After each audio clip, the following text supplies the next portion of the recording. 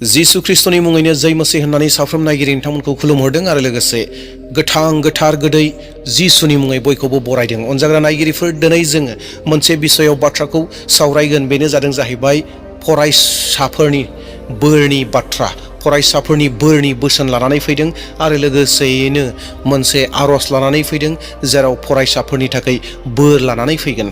दा बेनि थाखाय अनजाग्रा नायगिरि नोंथांमोन साफ्रोमनोबो बेखौनो खावलायनाय थादों, नोंथांमोना जुदिअ फरायसा नङा नोंथांमोना नायलांगोन आरो लोगोसे नोंथांमोना बे भिडिअखौ साफ्रोमबो फरायसाफोरनो शेयार खालामनानै होगोन, जेन बिथांमोना बे इसोरनि बोसोनखौ खोनानो हायो आरो लोगोसे बोरनि आरजखौ मोननो हायो आरो फरायनायाव बिथांमोना जेन बोलो मोनो, थुलुंगा मोनो। बेनि थाखाय बे भिडिअखौ शेयार खालामनानै होगोन। दे अब्ला अनजाग्रा नायगिरिफोर, जोङो आवगायलांदोनि।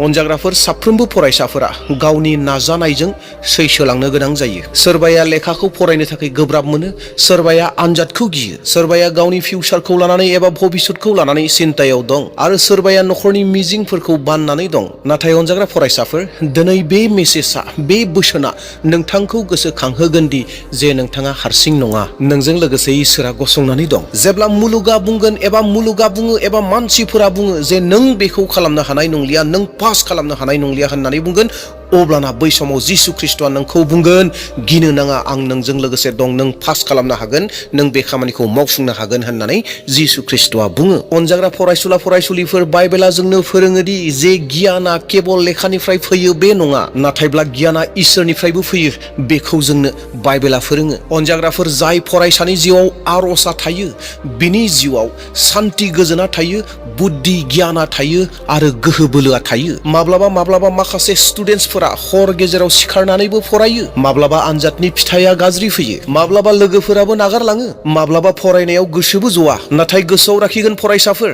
मोनफ्रोमबो गोब्राब समा नोंथांखौ बोलोगोरा खालामनो थाखायसो फैयो। इसोरा साफ्रोमबो फरायसाफोरखौ मोनसे उद्देश्यनि थाखाय, थांखिनि थाखाय दादों। सोरबाया डक्टर जागोन, सोरबाया फोरोंगिरि जागोन, सोरबाया इन्जिनियार जागोन, सोरबाया कालाकार जागोन, सोरबाया खनगिरि जागोन, सोरबाया दिन्थिगिरि जागोन, सोरबाया गेलेग्रा जागोन, सोरबाया सेबा खालामग्रा जागोन, बायदि बायदि। नाथाय इसोरा गिबियावनो बेखौसो हास्थायो, नों जे सासे मोजां मानसि जायो, मोजां सुबुं जायो, इसोरखौ गिग्रा जायो, इसोरनि बाथ्रा लाग्रा जायो, इसोरखौ खुलुमग्रा जायो, इसोरा बिखौ हास्थायो। बेनिखायनो गोथार बाइबेला बोसोन बिजाबनि 7:7 सिरियाव ओरैहाय बुंदों, फोरबोखौ मान होनायानो गियाननि गुदि। जेब्ला फरायसाफोरा, स्टुडेन्टसफोरा इसोरखौ मान होयो, अब्लाना इसोरा बिसोरनो लामा खेवनानै होयो। जुदि नोंथाङा दिनै फरायनायखौ लानानै बायग्लिनानै दङब्ला, नोंथाङा जुदि गावखौनो ओरै साननानै लादोंब्ला जे आङो गुबुननिख्रुइ गोबां जोबथायाव दङ, लास्टाव दं होननानै साननानै लादोंब्ला, आरो नोंथांनि आनजादनि अनजिमाफोरा मोजां फैयाखैब्लाबो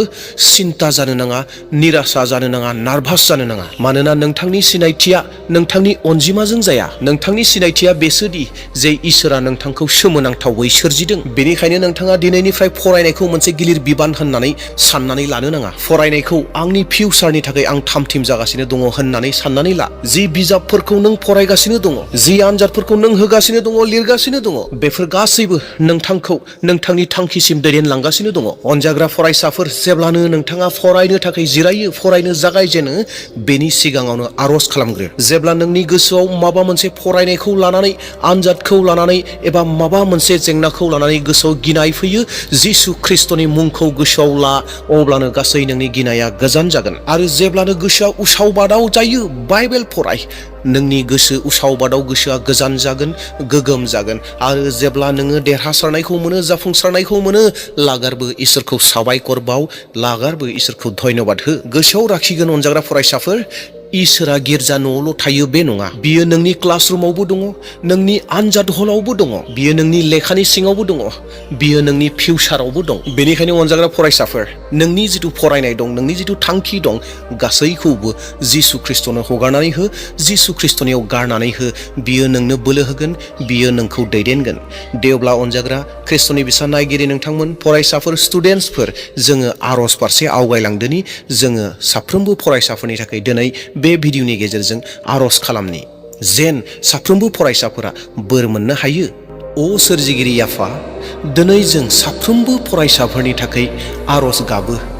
नार्सारि उन्दै गथ'निफ्राय लानानै ग्रेजुवेट स्टुडेन्टसिम मोनफ्रोमबो कर्स, मोनफ्रोमबो दिप्लमा आरो मोनफ्रोमबो कचिं आरो जायफोरा जि सोलोंथाइफोरखौ लागासिनो दङ बैसोर साफ्रोमबो फरायसाफोरनो नोंनि बोरखौ सारस्रिनानै हो, नोंनि बोरखौ हर फोरबु। अ फोरबु जिसु, दायो जाय फरायसाफोरा फरायगासिनो दङ बिसोरनि गोसोआव नोंनि गोजोननायखौ हो, नोंनि रंजानायखौ हो, नोंनि सान्तिखौ हो आरो बिसोरनि गोसोनिफ्राय गिनाय, उसाव बादाव आरो सिन्ता खालामनायफोरखौ गोजान खालामनानै हो फोरबु। अ फोरबु, जेब्ला फरायसाफोरा फरायनो थाखाय बिजाब बेखेवो, जिरायो, अब्ला बुजिनो हानाय गियानखौ हो। जाय साबजेक्ट्सफोरखौ, जाय आयदाफोरखौ गोब्राब मोनो बैफोरखौ जेन समाधान खालामनो हायो, रोंनो हायो, बुजिनो हायो फोरबु। नोंनि गियानजों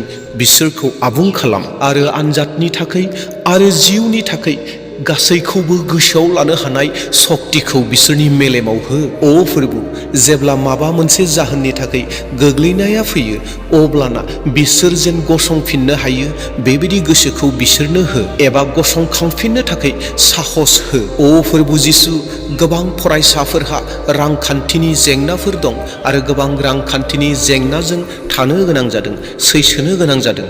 माखासे फरायसानि बिमा बिफाफोरा फरायसालिनि फिस होनायनि थाखाय नाजानो गोनां जादों, सैसोनो गोनां जादों। फोरबु, बिसोरनि न'आव नों बोर हर आरो बिसोरनि गोनांथि जानायफोरखौ नों आबुं खालामनानै हो। रावबो फरायसाफोरा रांखान्थिनि जेंनानि थाखाय गावनि फरायनायखौ जेन दोनथ'नो गोनां जाया फोरबु। अ फोरबु, जाय फरायसाया गावखौनो हारसिं होननानै साननानै लायो, जायनि गोसोआ उदास थायो, जाया मोनाव गाबखोमायो, जाया गावनि भबिष्यतखौ लानानै गियो, बिसोरनि जिउआव नोंनि गोजोननायखौ सोनानै हो फोरबु। अ फोरबु जिसु, दिनैनि समाव, दिनैनि मुगायाव फरायसाफोरखौ गोबां गाज्रिफोरा लामा आन्दाय होदों। गाज्रि लोगोफोरा, गाज्रि हुदाफोरा, अलसियाया, ससियेल मिडियाया आरो पापनि बेसादफोरा बिसोरखौ गोजान खालामगासिनो दङ, बिसोरखौ लामा आन्दाय होगासिनो दङ। बेनिखायनो फोरबु, साफ्रोमबो फरायसाफोरखौ नों रैखाथि हो आफा। बिसोर साफ्रोमखौबो सैथो लामाजों थाबाय हो। अ फोरबु, बिसोरनि गोसोखौ गोथार खालाम, बिसोरनि साननाय हनायखौ गोदान खालाम, बिसोरनो सैथो, मेहनत खालामनाय, मावख्रुबनाय आरो इमानदारिनि जिउखौ हो। अ फोरबु, जाय फरायसाफोरा बर्ड आनजादनि थाखाय थामथिम खालामगासिनो दङ एबा थामथिम जागासिनो दङ, जायफोरा एन्ट्रेन्स एग्जाम होगासिनो दङ, जायफोरा साख्रिनि थाखाय फरायगासिनो दङ, साख्रिनि थाखाय नाजागासिनो दङ, जायफोरा कम्पिटिटिभ एग्जाम्सनि थाखाय थामथिम जागासिनो दङ, बिसोरनि आखाइनि मोनफ्रोमबो खामानिफोरखौ जाफुंसार हो। बिसोरनि फिउचारनि बन्द जानानै थानाय दरजाखौ खेवनानै हो फोरबु। जेराव जेबो लामाखौनो नुनो मोनाखै बैयाव नोङो बिसोरनि थाखाय गोदान लामाखौ खेवनानै हो, दिन्थिनानै हो। अ जिसु ख्रिस्ट, मोनफ्रोमबो फरायसालि, कलेज, इउनिभारसिटि आरो ट्रेनिं इनस्टिट्यूट बैफोर गासैयावबो नोंनि बोरखौ दोन। साफ्रोमबो फोरोंगिरिनो गियान हो, साफ्रोमबो बिमा बिफाफोरनो गियान हो, बोलो हो, जेन बिसोर जेन गावनि गथ'नो सैथो लामाखौ दिन्थिनो हायो। फोरबु, साफ्रोमबो फरायसाफोरनो बेबायदि मोनसे जिउ हो जेराव खालि जाफुंनानैल' थागोन बे नङा, नाथाय बोरनिबो जाहोन जागोन। बिसोर जेन गावनि न'खरनि, समाजनि आरो हादोरनि जेन बाहायजानाय जायो आरो बिसोरनि जिउनि गेजेरजों जेन नोंनि महिमा जायो, नोंनि बाख्नाय जानाया जायो। दिनै जोङो जिसु ख्रिस्टनि मुङै बुङोदि जे गासैबो गिनाया गोजान जाथों, मोनफ्रोमबो निराशाया मिजिङाव सोलायथों, मोनफ्रोमबो लोरबाङा बोलोआव सोलायथों आरो साफ्रोमबो फरायसाफोरनि फिउचारा नोंनि आखायाव मोजाङै थाथों। अ फोरबु, बिसोरनि जिरायनाय एबा उन्दुनाया गोजोनै उन्दुनाय जाथों, बिसोरनि गोसोखौ थाजिम खालाम, बिसोरनि गोसोआव लानो हानाय सक्तिखौ बोलोगोरा खालामनानै हो फोरबु आरो बिसोरनि सिमांखौ जाफुंहो। जाय फरायसाफोरा दिनै बे आरजखौ खोनासंगासिनो दङ बिसोरनि जिउआव दिनैनिफ्रायनो गोदान जागायजेननायखौ हो फोरबु। बिसोरनि न'आव बोर फैथों, बिसोरनि फरायनायाव जौगानाया फैथों, बाख्नाय जानाया फैथों, बिसोरनि जिउआव नोंनि उपस्थितिया अरायबो थाबाय थाथों। जों बे गासै आरजखौ बोलोगोरा बासायगिरि फोरबु जिसु ख्रिस्टनि मुङै बिबाय। आमेन। जाय फरायसाया दिनै बे बोसोनखौ खोनासंबाय आरो आरजखौ नाजावबाय, नोंथांहा जुदि फोथायनाय दङब्ला इसोरा थारैनो खामानि मावगोन। मानोना जेरावनो फोथायनाय दं बेयावनो खामानि जायो, बे बाथ्राखौ गोसोआव लाखिगोन। दा बेवहाय अनजाग्रा फरायसाफोर, फरायनायाव लोरबां जानो नाङा, बोलो गैयै जानो नाङा, आङो हाया होननानै बुंनो नाङा। मानोना इसोरा नोंजों लोगोसे दं, नोंनि सेराव दं, नोंनि लेखायाव दं, नोंनि आनजाद हलाव दं, जेरावबो इसोरा नोंजों लोगोसे दं। दा बिनिखाय गिनो नाङा, गोहो खालाम, बोलो खालाम आरो अरायबो नाजाबाय था आरो नाजानायखौ माब्लाबाबो नागारनो नाङा आरो मावख्रुबनाय फरायख्रुबनायखौ नागारनो नाङा। अब्लानो इसोरा नोंनो बोरखौ होगोन। दे अब्ला अनजाग्रा नायगिरिफोर, दिनैनि भिडिअखौ बेसेयावनो दोनथ'नो हास्थायबाय आरो जायफोरा फरायसा नङा आंनि भिडिअखौ नायबाय थायो, नोंथांमोना बे भिडिअखौ गुबुननो शेयार खालामनानै हर। साफ्रोमबो ख्रिस्टियान फरायसाफोरनो शेयार खालामनानै हो, जेन बिथांमोना बोलो मोनो। दे अब्ला दिनैनि थाखाय बेसेयावनो दोनथ'नो हास्थायबाय। सोरबाफोर चेनेलाव गोदान फैदोंब्ला चेनेलखौ साबस्क्राइब खालाम आरो जोबनायाव मोनसे लाइकखौ थुनानै होदो। Thank you.